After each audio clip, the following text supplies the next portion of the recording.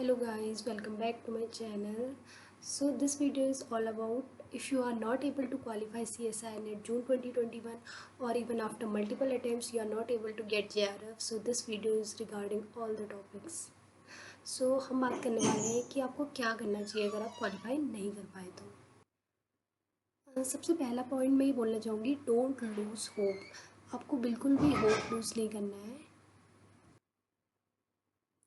Never lose hope. ऐसा नहीं है कि आपके साथ ही हो रहा है, ये बहुत सारे लोगों के साथ होता है कि पहली बार में आपका एग्ज़ाम नहीं निकलता है, क्योंकि हर इंसान का अपना एक वक्त होता है। Your time and your day will definitely come. अगर आप मेहनत करते रहेंगे तो आपका टाइम और आपका दिन ज़रूर आएगा। तो आपको बिल्कुल भी होप नहीं छोड़नी चाहिए, आपको एग्ज़ाम की प्रिपरेशन कंटिन्यू रखनी चाहिए।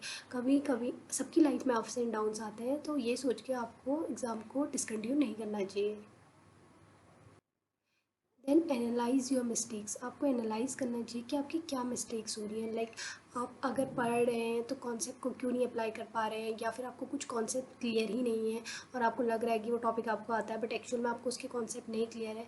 तो आपको अपनी मिस्टेक्स को एनालाइज़ करना चाहिए कि अगर आप पढ़ने के बाद भी क्वेश्चन को टाइम फ्रेम में सॉल्व नहीं कर पा रहे हैं, आप देखिए कि आप एक क्वेश्चन को कितना टाइम दे रहे हैं, क्योंकि एग्ज़ाम में आपके पास केवल 3 आवर्स का टाइम होता है। उसमें ये नहीं कि अगर हम घर पे वही क्वेश्चन करते हैं तो हम इजीली कर लेते हैं, क्योंकि हम काफ़ी सारा टाइम देते हैं।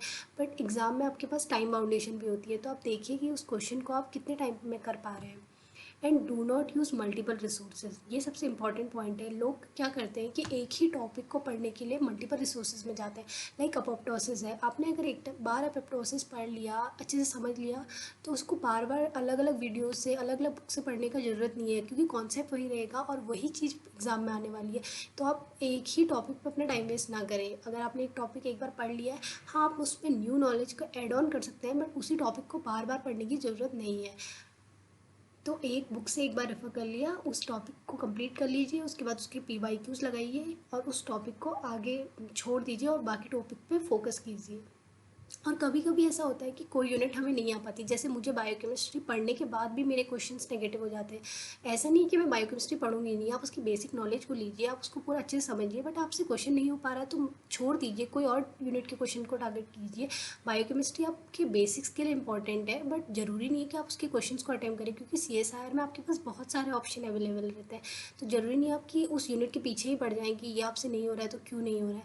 आप एग्ज़ाम क्लियर कर लीजिए, आप अपने कॉन्सेप्ट को बाद में भी अच्छे से पढ़ सकते हैं और आप उस यूनिट को पढ़िए बेसिक्स क्लियर करने के लिए। बट ज़रूरी नहीं है अगर आपसे उसके क्वेश्चंस नहीं बन रहे हैं आप तो डेफिनेटली करिए। जैसे बहुत लोग जेनेटिक्स नहीं कर पाते, तो ऐसा नहीं है कि वो ज़बरदस्ती जेनेटिक्स करें, उसके अलावा भी बहुत सारे ऑप्शंस हैं। आपका कोई यूनिट बहुत बेस्ट होगा तो आप उसमें ज़्यादा एफर्ट्स दीजिए।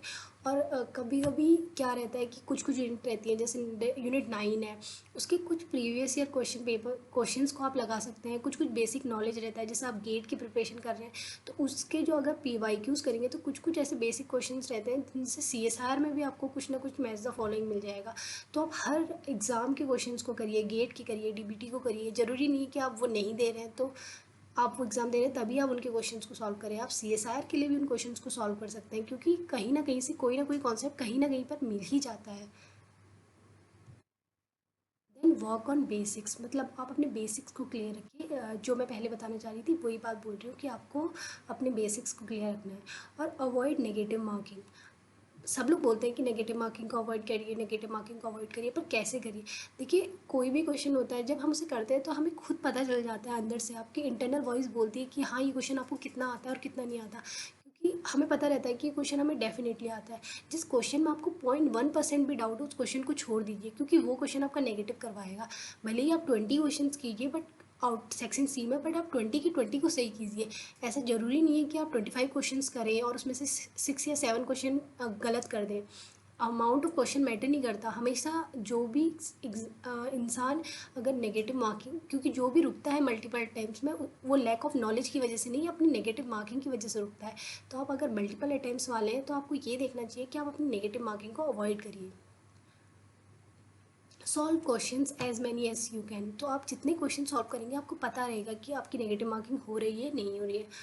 और किसी भी एग्ज़ाम को क्रैक करने के लिए हार्ड वर्क के साथ साथ स्मार्ट वर्क भी रिक्वायर्ड होता है। स्मार्ट वर्क यही होता है कि हमें पता होना चाहिए कि कौन से टॉपिक को कितना टाइम देना है, किस यूनिट को कितना टाइम देना है, किस क्वेश्चन को कितना टाइम देना है और कैसे नेगेटिव मार्किंग को अवॉइड करनी चाहिए।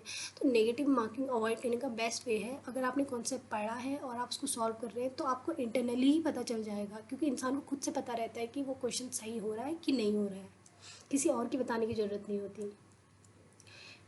And be positive, like don't be negative कि मुझसे नहीं होगा। हमेशा अच्छा बोलिए कि आपसे होगा, आप कर सकते हैं। ऐसा कभी खुद से मत सोच लीजिए कि मुझसे नहीं होगा, मैं नहीं कर पाऊँगा। अगर आप ही खुद सेल्फ डाउट में रहेंगे कि मुझसे नहीं होगा, मैं नहीं कर पाऊँगा, तो कैसे होगा। जो आप पढ़ भी रहे हैं वो भी आपका डाउट में है। अपने आप पे कभी भी डाउट नहीं होना चाहिए। जो आप पढ़ रहे हैं वो कर पाएंगे। आप हमेशा यही सोचिए कि आप कर पाएंगे। And at last keep revising and recalling, क्योंकि रिकॉलिंग और रिवाइजिंग, रिवाइज भी आप जितना कर सकते हैं और रिवाइज करने के साथ साथ रिकॉल करिए। रिकॉल करना ज़्यादा इंपॉर्टेंट है, क्योंकि पढ़ हर कोई लेता है और रिवाइज भी कर लेता है, बट अगर आपको रिमेंबर ही नहीं है तो आप एग्ज़ाम में अप्लाई कैसे कर पाएंगे। क्योंकि CSIR का सिलेबस इतना ज़्यादा है कि आपको उसमें बहुत सारी चीज़ें रिकॉल करनी है। तो यही बातें मैं बोलना चाहूँगी कि आप बिल्कुल भी होप लूज़ नहीं करिए और अपनी मिस्टेक्स को एनालाइज कीजिए और नेगेटिव मार्किंग को अपनी इनर वॉइस के थ्रू क्लियर कीजिए, क्योंकि इंसान को खुद पता रहता है। And this is all about this video. Thank you.